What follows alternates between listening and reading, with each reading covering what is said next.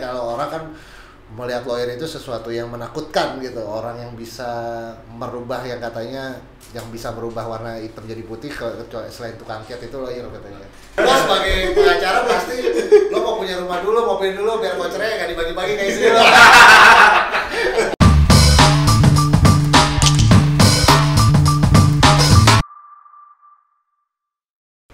Halo, kembali lagi ke Breakhouse Channel untuk pembahasan law and business. Kembali bersama Hari Agrizal, advokat terdaftar di Pradi dan kurator terdaftar di API. Malam ini kita juga ditemani sama Stefano Vitanoia, salah satu advokat terdaftar di Pradi, lawyer muda, partner di Akmasya & Co. Gayanya milenial, anak gen milenial. Ya. Nah, tapi sekarang lo kurusan lo? Ya mulai hidup sehat juga. Hidup sehatnya gimana tuh? Tapi kan gua tahu lo nggak ngerokok kan? Gue emang dari dulu nggak ngerokok. Ya paling mulai diet mulai nggak makan nasi, gitu aja. Nggak makan nasi berapa lama tuh? Gue awal nggak makan nasi itu mulai Agustus September, ya 5 bulan yang lalu lah. Signifikan berat badan? Gue turun 10 kiloan lah. 10 kilo? 10 kilo. Olahraga juga aja ya? Sambil olahraga, kadang-kadang ya ikut-ikutin anak yang sekarang aja main sepeda bentar, cuman keliling-keliling ke rumah, habis itu olahraga gitu aja. Lari gitu, main bola nggak ya? Main bola justru gue pas Lagi justru pandemi gini? Waktu pandemi gini agak susah sih. Walaupun lapangan banyak yang buka tapi ya justru agak susah sih. Gue agak lebih aware aja ya. Kok pacaran jangan terus dong? Kalau pacaran Itu kayaknya menu utama ya? Daripada olahraga itu aja. kan refreshing dari kerjaan sehari-hari. tapi sekarang milenial juga jarang ada yang ini, jarang ada yang kawin cepet-cepet ya? Nggak juga ya?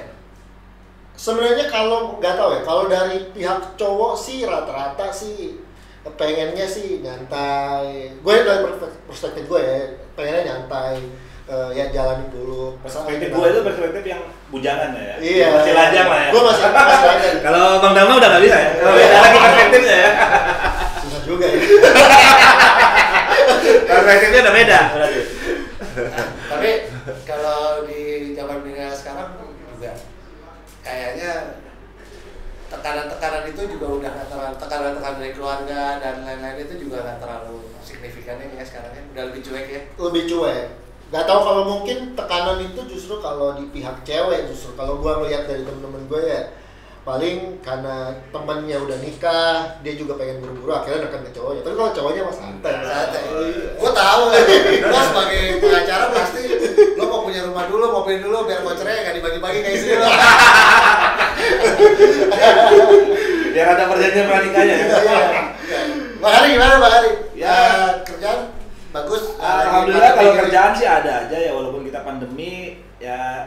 Di satu sisi bukan kita ini ya, perusahaan-perusahaan banyak lagi ya, usahanya lagi inilah ya, lagi kacau turun, lagi kacau ya. Kita alhamdulillah ada aja kerjaan ya. Kadang-kadang walaupun 1-2 ada yang walaupun kerjaan ada pembayarannya yang agak susah.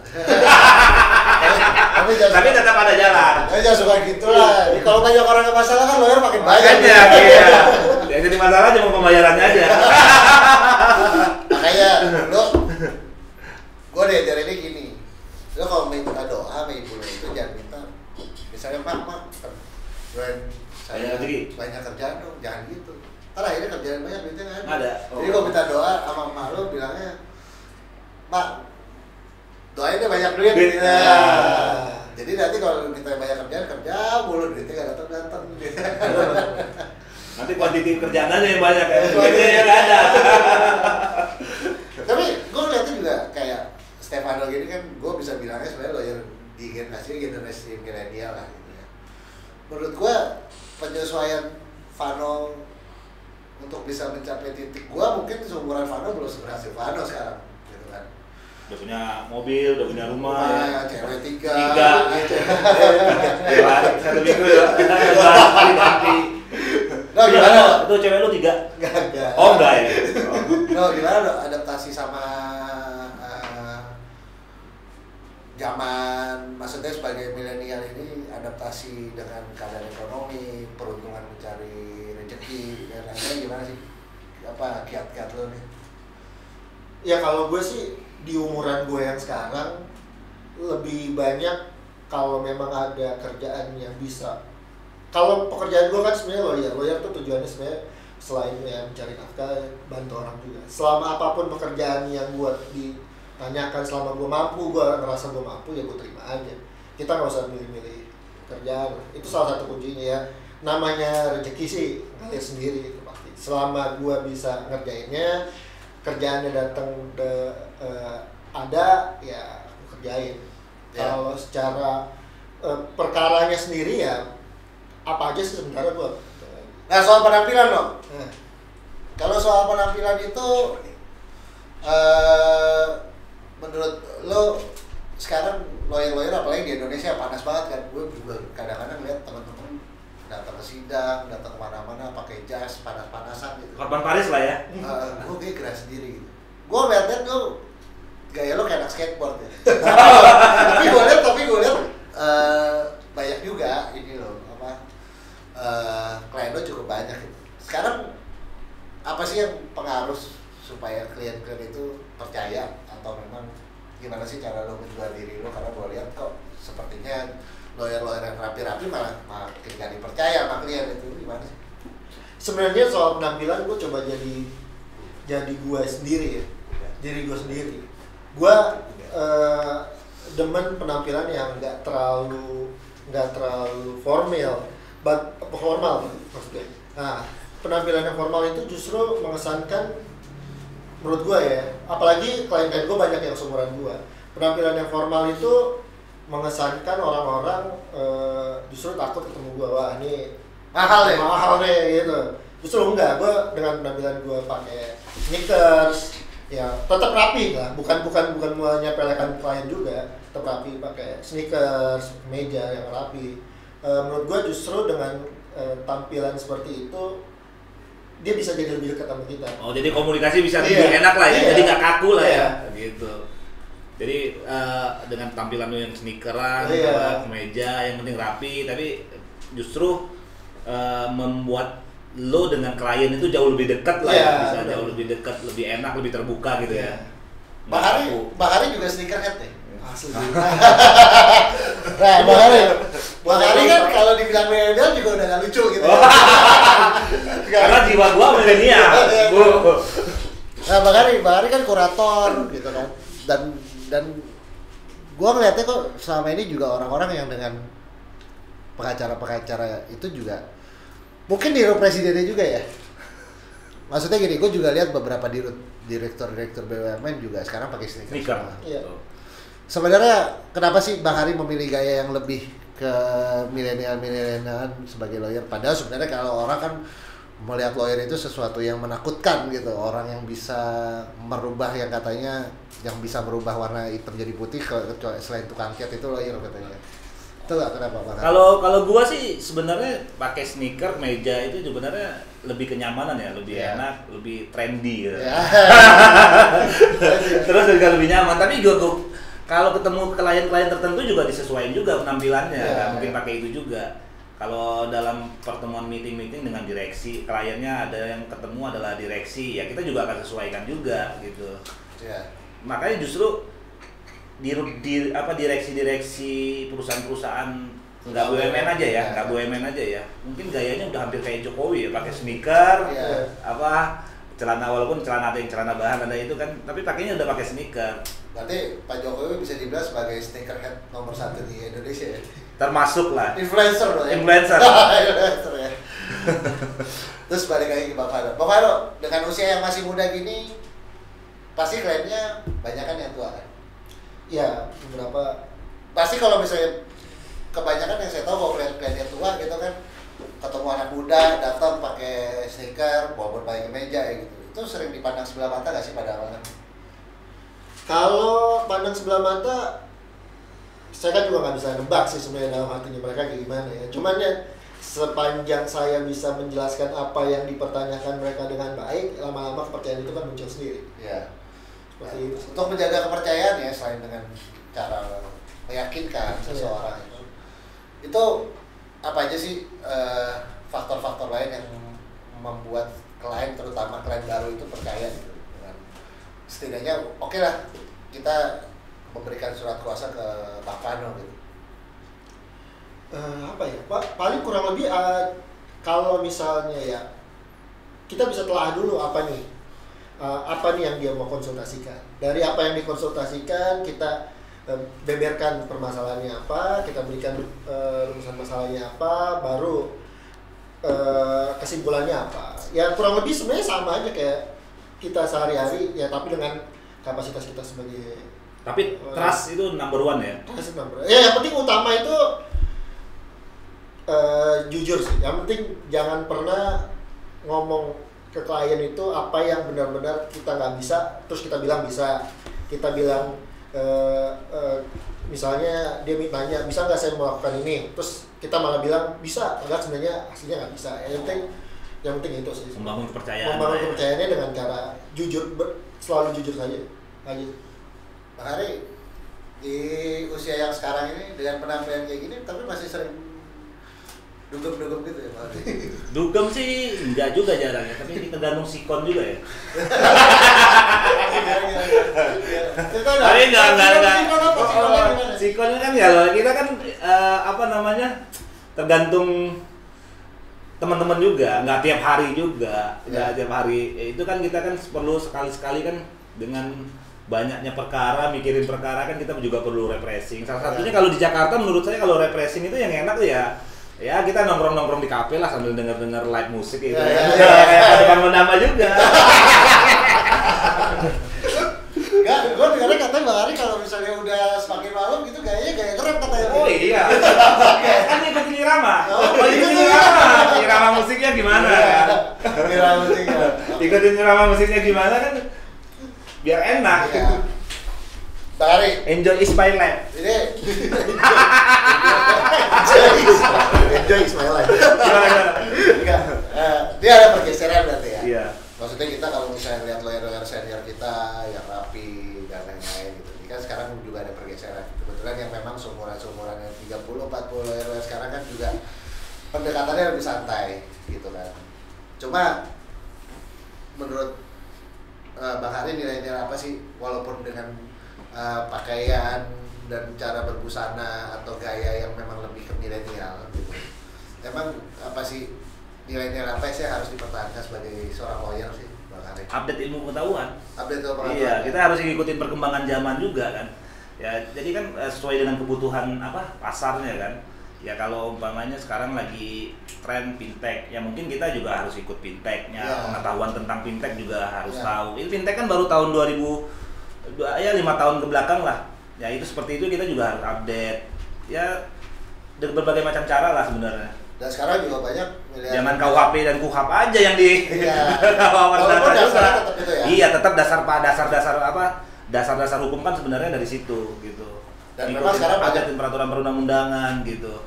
Iya betul sih. Memang mungkin sekarang kan juga banyak muncul miliarder muda kali ya. Mungkin mereka juga lebih nyaman untuk menggunakan lawyer yang seumuran. Karena mungkin kalau misalnya dengan walaupun lawyer yang memang usianya jauh berbeda yang nggak update dengan ilmu pengetahuan dan kondisi sekarang ini, pada akhirnya mereka juga nggak nyaman. Nyaman. Selain mereka kan gini, kadang-kadang mau nggak mau kan sebenarnya apalagi kalau terkait urusan perdata gitu ya, urusan uang gitu kan pasti yang punya uang kan kliennya, yang kita mesti lawyer itu mesti jaga kan sebenarnya uangnya gitu.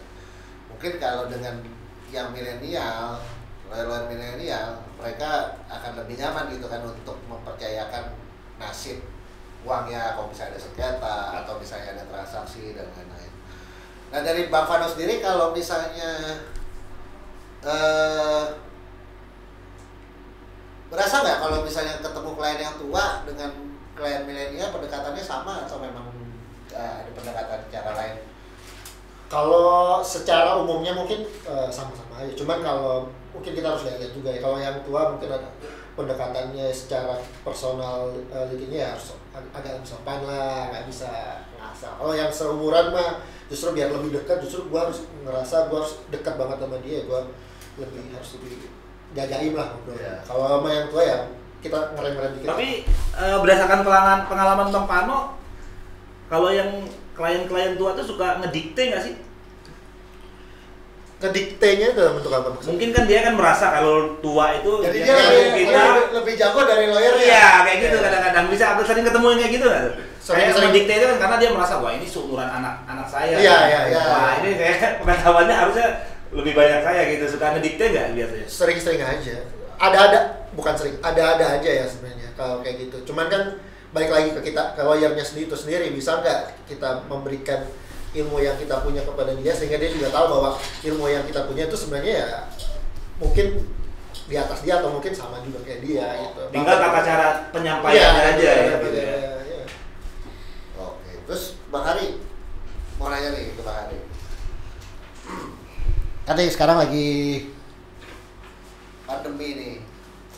Nah kalau soal pandemi kayak gini sebetulnya dari sisi lihat Bang Hari sebenarnya bisnis apa sih yang masih survive Bang Hari? Sepengetahuan kalau gua sih kalau klien dari pengalaman klien ya perkebunan dan pertanian sih yang masih bisa survive. Justru malah katanya kemarin informasinya kan kalau untuk saham-saham sawit malah meningkat tuh harganya kalau yang di pasar modal ya saham-sahamnya dia nggak terdampak dengan pandemi, justru menguntungkan dia pandemi ini menjadi meningkat kan kemungkinan kebutuhan pokok kebutuhan pokok yang turunan dari sawit itu kan banyak digunakan, semakin banyak digunakan karena orang kan di rumah aja nih pandemi, di rumah aja kayak mungkin ya banyak sering masak apa gitu kan sering dipakai kan turunan dari penggunaan sawit ya gitu. Sejauh ini sih pengetahuan saya sih yang masih bisa selain teknologi ya, kalau teknologi tetap sampai ke depan juga dengan adanya pandemi juga bagus, mungkin ke depannya sampai berapa puluh tahun juga akan bagus lah. Nanti selain perusahaan teknologi, selain natural resource juga itu kan natural resource kan gitu kan kayak tambang dan lain-lain. Memang mau ada pandemi dan atau tidak kan semua itu pasti akan diperlukan gitu kan sebagai bahan baku gitu, sebagai bahan bakar. Kalau terkait dengan pembahasan hari ini kita yang milenial ini gitu, menurut Bang Hari pada akhirnya si teknologi ini bisa mengambil alih nggak sih peran untuk mengembangkan bisnis itu untuk survive di pandemi? Misalnya saya kasih contoh gini nih, misalnya pengelolaan sawit ini sekarang online atau misalnya jual beli sawit itu online dan lain-lain, itu bisa nggak itu bisa membantu nggak? Sangat membantu menurut gua sih pasti sangat membantu banget. Jadi kita nggak perlu apapun lah ya, nggak sawit aja mungkin ya, dengan adanya teknologi itu sebenarnya salah satunya drone lah ya kalau sawit ya, maksudnya kita nggak perlu keliling sawit, pemilik sawit itu bisa menggunakan drone. Oh iya. Nanti itu juga bisa mempromosikan sebagai marketingnya dia ke pembeli gitu kan. Biasanya kan memang pembeli sawit itu kan juga melihat mau melihat gimana sih keadaan kebunnya misalnya kayak gitu kan. Semua teknologi, pengukuran segala macam lah, teknologi sangat membantu banget. Ya, tinggal penggunaannya aja, kebutuhan itunya kan, mau pakai berubah atau enggak gitu. Berarti memang makin cocok dong dengan gaya berpakaian Bang Hari dan Bang Fano. Iya, milenial banget. Dengan kata umur enggak milenial kan memang hal ini gini, kalau saya nggak yakin lah, masnya gini kayak si Mark Zuckerberg itu kan nggak pernah pakai meja. Wajar orang kaya gitu kan. Tapi lawyer di sana kan di Amerika kan masih berpenampilan sebagai lawyer gitu kan. Ya kalau di Indonesia kan sebenarnya saya juga nggak setuju dengan lawyer pakai jas, pakai dasi gitu kan, panasnya luar biasa kan. Memang paling bagus itu lawyer di Indonesia itu kalau memang mau simpel itu pakai batik, udah melambangkan budaya kita. Selain itu simpel, sederhana, mempromosikan budaya kita juga. Kalau itu sering nggak lo kombinasiin batik itu dengan sneaker lo atau dengan gaya milenial lo sekarang? Dengan tetap menunjuk nilai-nilai lo sebagai lawyer? Enggak sih, gue biasa kalau pakai batik biasanya emang tetap formal sih gue jadi. Kalau gue pengen pakai kemeja, baru gue pakai sneakers. Sekarang gue nggak tahu ya. Ini kan kalau berpenampilan itu kan kenyamanan ya. Kalau menurut gua kurang serak aja pakai batik terus bawahnya stickers kayak kayak saya gitu ya. Kayak anak Yesus. Jadi kayak anak Yesus betul. Tapi balik lagi ya, memang kan lawyer ya pengacara itu kan bukan menjual barang, memang jual jasa ya. Maksudnya jasanya itu dalam arti beda kalau misalnya jasanya itu dalam bentuk kegiatan fisik dan lain-lain. Ini kan sebenarnya yang dijual sama pengacara itu kan pikirannya kan, gimana caranya kita bisa membangun image saja supaya orang percaya kan, don't just the book from its cover kan gitu. Dia bisa juga orang yang rapi itu ya tanpa dengan respect kepada rekan-rekan sejawat saya sih sebenarnya juga banyak orang yang berpenampilan baik gitu, tapi begitu klien sudah bayar dan lainnya pekerjaannya nggak dikerjain. Itu kan sebenarnya yang kepercayaan itu yang memang kadang-kadang paling susah gitu. Makanya biasanya saya juga berpikir lawyer itu seperti dokter gitu. Maksudnya dalam arti dokter banyak lah yang bisa menyembuhkan banyak. Tapi kan ada sugesti misalnya, yang bisa mensugesti. Iya, bisa mensugesti misalnya katakanlah dia sakit gitu, begitu ketemu dokter langganannya baru ngetok pintunya aja udah sembuh gitu kan. Jadi memang kenyamanan. Kalau itu setuju tuh. Ya.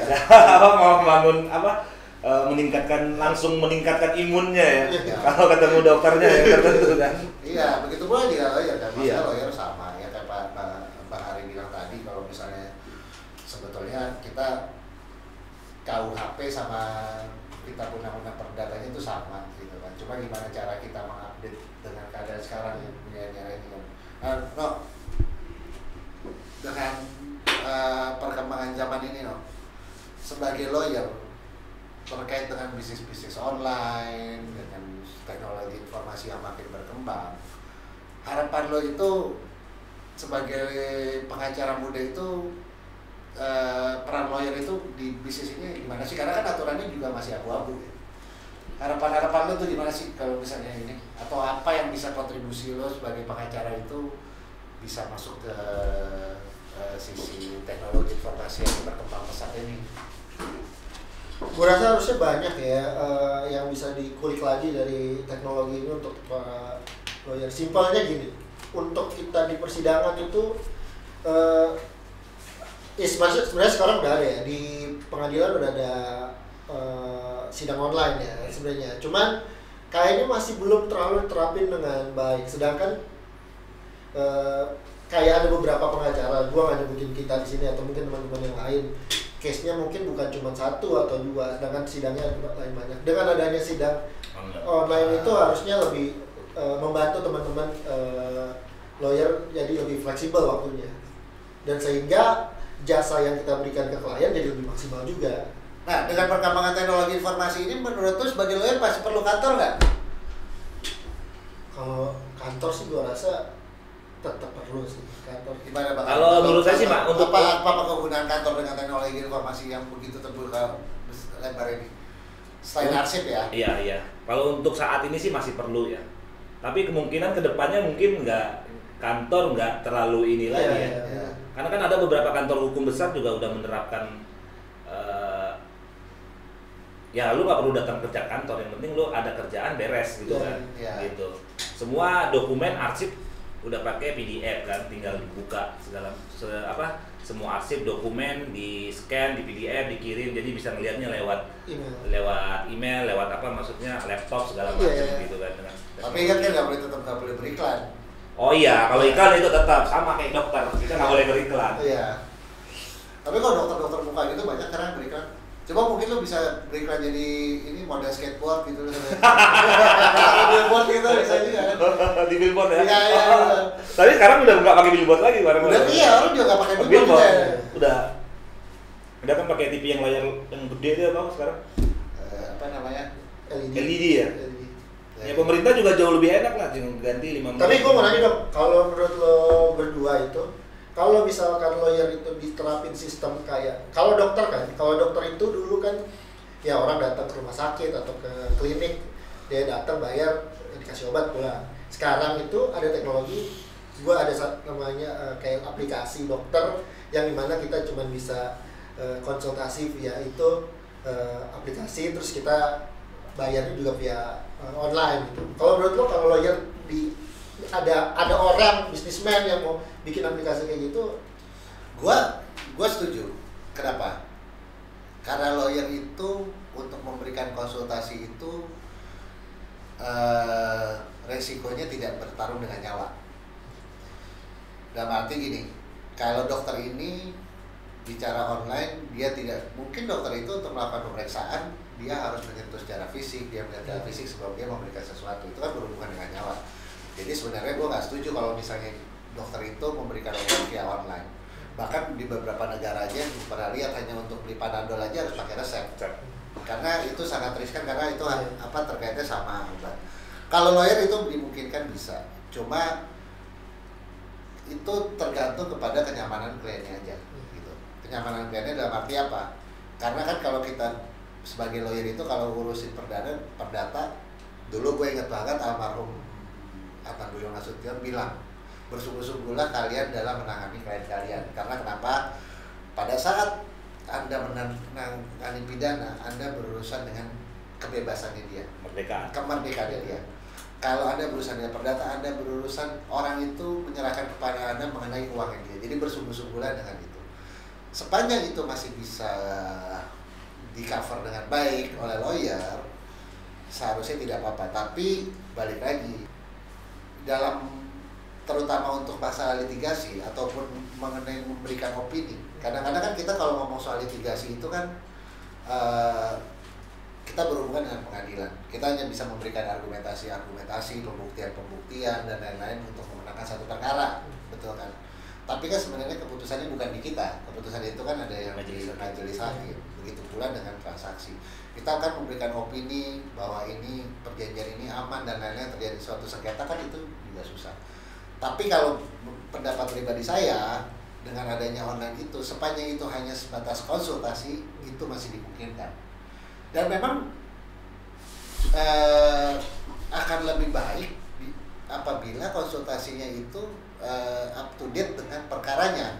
Beda kan kita juga banyak literatur kita mau nanya soal apa, tapi kan itu kadang-kadang setiap kasus berbeda. Jadi kalau memang mau kasarnya mau bikin halodoc lawyer, saya rasa sepanjang itu sifatnya konsultasi itu bisa. Sebenarnya kalau kayak halodoc, kalau cuma konsultasi sebatas yang ringan-ringan aja ya, nggak ada cara complicated gitu.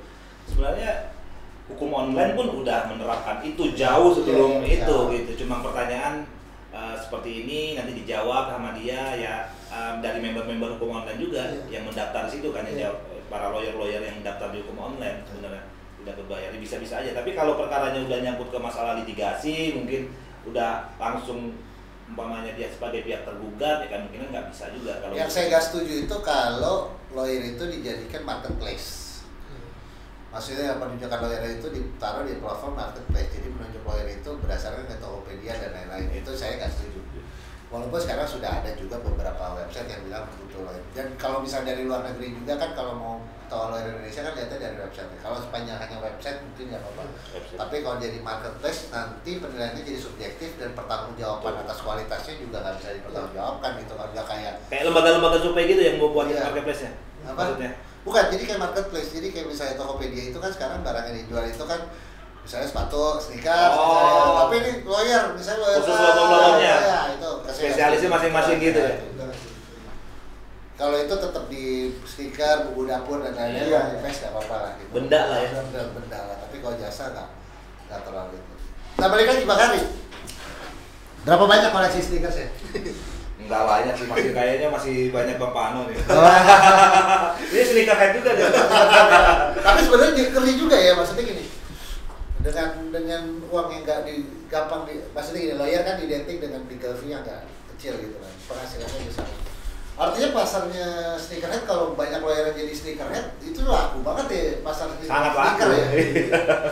Kalau semuanya mau beli sneakers, lawyer wah yang jualan. Tapi trennya memang di pengadilan juga orang sidang udah pakai sneaker, para lawyer-lawyer udah banyak kan sih, udah trennya memang ini. Mungkin sneaker 5 tahun ke sini kan semakin meningkat kan. Reseller juga yang jualnya juga gila-gilaan ya harganya. Nah, Bang Ari milih mana? Sneaker atau sepatu duri-duri kayak Bang Hotman? Sekali-sekali mungkin bisa dicoba. Pakai jeans ketat, pakai jas, pakai duri-duri ya. Kayaknya lebih enak sneaker. Tapi kalau cincinnya belum mampu kali ya. Jadi gini-gini ya. Tapi kalau pernah punya cita-cita waktu dulu masih kuliah gitu, bro, kalau bisa kayak Pak Hotman ntar gua kalau banyak duit gua pakai jas, pakai cincin gede-gede gaban gitu. Ada nggak? Apa pernah ya? Enggak.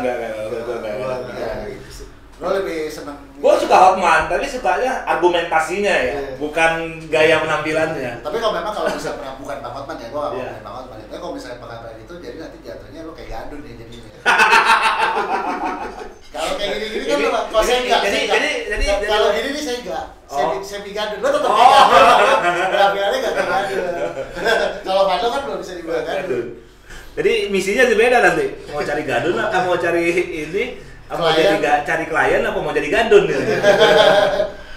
Enggak, tapi ada dengan karir lo sekarang ini sebagai lawyer yang cukup sukses gitu, gampang nggak dapetin perempuan dong? Waduh, pertanyaannya mantep banget ya. Enggak sih, sebenarnya kalau cewek itu kan sebenarnya ya bukannya gampang, maksudnya ya mungkin jadi lebih banyak aja yang kita kenal semenjak gue jadi lawyer. Dengan pergaulan gue banyak cewek-cewek yang bisa gue kenal. Tapi cewek-cewek seumuran lo, untuk lawyer yang seumuran lo ya, bukan seumuran Bang Hari ya, seumuran kita lah. kita seumuran kita lah.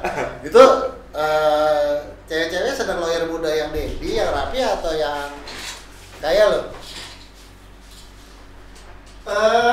Gue gak tau ya.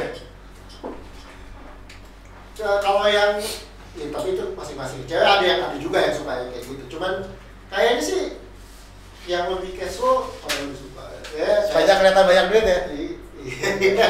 Jadi Pak Vano, berarti cewek-cewek juga tergantung ya?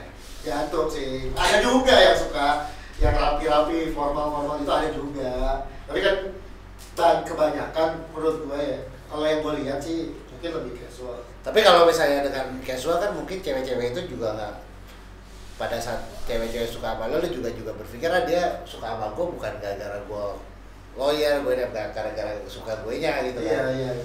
Dan dulu gue pernah dengar juga dari si Bang Farad juga pernah bilang, kok lawyer banyak ceweknya sih, ya kan dengan cara dia, pengetahuan dia, wawasan dia, cara berbicara dia gitu.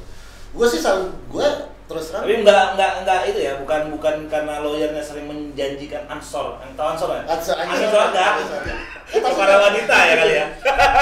Tapi itu ansor itu juga bisa dipidana loh. Ya beneran. Dulu pernah ada kasus, gue lupa di mana. Jadi memang ada suami orang ngambilin perempuan, begitu hamil ditinggal. Terus si perempuannya itu lapor polisi penipuan. Jadi unsur masuk barang siapa dengan satu rangkaian kebohongan, benar kan maksudnya? Menyebabkan kehilangan. Itu kan jadi jurisprudensi itu. Itu jurisprudensi ya? Iya. Jadi kalau Mas Rekar kan Habib Agung itu terkenal juga jurisprudensi. Itu dia terkenal juga. Jadi keperawanan perempuan itu disamakan dengan benda. Dengan benda ya? Iya, secara perdatanya ya. Secara perdata ya. Jadi bisa digugat ya? Iya, bisa digugat. Tapi pidana nggak bisa. Nah, secara pidana sih. Nah, ini juga jadi masalah juga sebenarnya. Jadi buat lo takut juga untuk ngambil perempuan ya? Bukan ya? Padahal hubungannya kan mungkin suka sama suka. Makanya lo jangan ganteng-ganteng. Kalau memang lo mau hamilin perempuan ya cari yang paling yang bakal lo nikahin lah, ntar gitu lo dilaporin lagi. Tapi lo seiring berjalannya waktu dengan bertambahnya umur, lo akan tetap dengan style lo kayak gini atau akan menyesuaikan dengan zaman, atau nanti suatu saat lo akan jadi seperti Bang Hotman?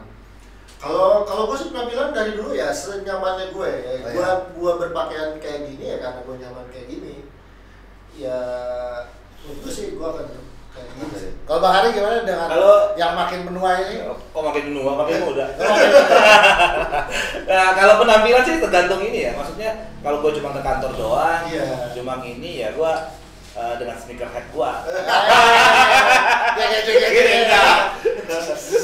Tapi kalau ketemu klien juga kita juga penampilan juga harus menjaga penampilan juga, penampilan rapi kan. Rapi ya. Iya. Apalagi di sidang lah, kita menghormati sidang lah. Yang penting rapi. Tergantung situasi lah. Nah, sama satu lagi yang mau gue tanya. Kan kalau di Indonesia ini kan mengadopsi hukum Belanda. Jadi kalau kita bersidang pidana itu pakai toga kan. Nah, yang gue heran, banyak teman-teman pengacara juga udah tahu dia pakai toga, tapi pada saat dia datang ke persidangan dia tetap pakai jas lengkap dan lain-lain. Itu nggak panas ya? Saya nggak tahu ya pemikiran dia. Kalau saya sih panas ya, apalagi di sidang di pengadilan. Tapi pengadilan Jakarta udah lumayan lah ya, udah pakai AC semua lah. Kalau di luar Jakarta kan kita tahu sendiri lah. Tapi sebenarnya boleh kan, maksudnya dalam arti sepanjang dia datang masuk pakai toga dalam kaos pun nggak masalah kan? Nggak jadi masalah. Yang penting datang pakai toga sih. Pakai toga ya. Iya, yang penting pakai toga. Cuma nggak kelihatan lawyer aja gitu ya. Tapi sebenarnya nggak, tapi juga banyak lah maksudnya lawyer pakai rapi juga nggak menjamin. Tapi kalau di sidang sih, gua terus terang masih setuju kalau misalnya kita menghormati sidang dengan berpakaian rapi gitu ya. Iya. Menghargai pengadilan. Oh, satu lagi, banyak nggak senior lo yang sirik dengan kemajuan karir lo sekarang? Bang Fano? Enggak sih kalau atau misalnya, bang, mau kerjaan lah bang, gitu deh, bang, mau kerjaan lah bang. Enggak. Kasih lah, kirim lah, kok banyak klien gitu. Okay. Gue sebenarnya jujur aja gue jarang berkomunikasi sama senior gue, jadi sampai saat ini sih belum ada yang terkali mungkin nih gue rasa. Enggak, gue sih hubungannya baik-baik aja, enggak. Gue nggak tahu ya kalau di belakang ya, kalau ketemu ya kita ngobrol biasa, silaturahmi biasa aja. Ya karena kan kalau lawyer kalau berbagi perkara itu menurut gue biasa aja ya. Ya kalau kita ada perkara kita nggak bisa handle atau memang dia teman kita yang lebih sering dan lebih jago masalah case tertentu ya kita limpahin, begitu juga sebaliknya kan. Tapi lo ada syarat nggak? Gua mau bagi kerja tapi lo mesti sneakerhead kayak gue juga. Oh enggak dong. Oke. Kalau itu enggak ya? Kalau itu enggak ya, pokoknya yang penting karena style orang memang bisa berubah. Itu kan nanti masuk ini lagi asasi manusia. Tapi kalau style masih ikutin lo semua nanti lahirnya jadi rapper semua. Oke, jadi gua setelah pembicara ini sih menarik sih ya, maksudnya jadi ada pergeseran gitu ya, walaupun memang nilai-nilai sebagai pengacara itu nggak boleh kita kesampingkan lah atau nggak terdegradasi lah dengan penampilan kita lah, tapi memang ada beberapa occasionally ada beberapa waktu memang kita harus menyesuaikan juga dengan cara berpakaian kan.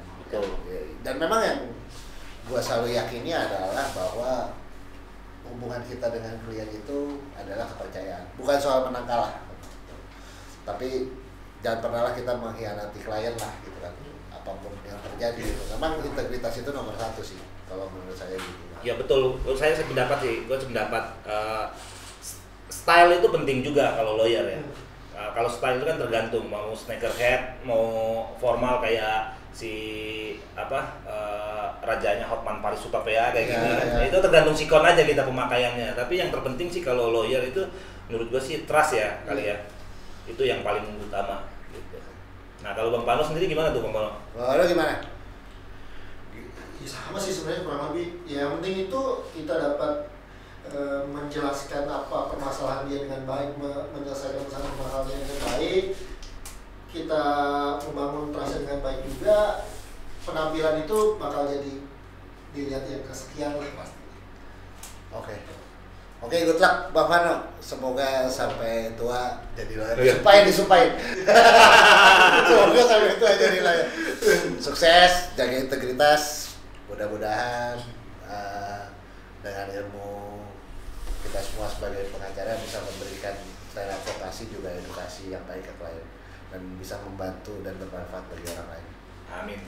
Terima kasih Bang Fano dan Pak Hari. Sebelum ditutup jangan lupa apa? Sebelum ditutup jangan lupa apa? Like. Oh iya. Mana udah nonton kan kita kan untuk membangun bangun apa namanya? Sebelum tutup ya jangan lupa Pak Hari silakan like, komen dan subscribe. Iya.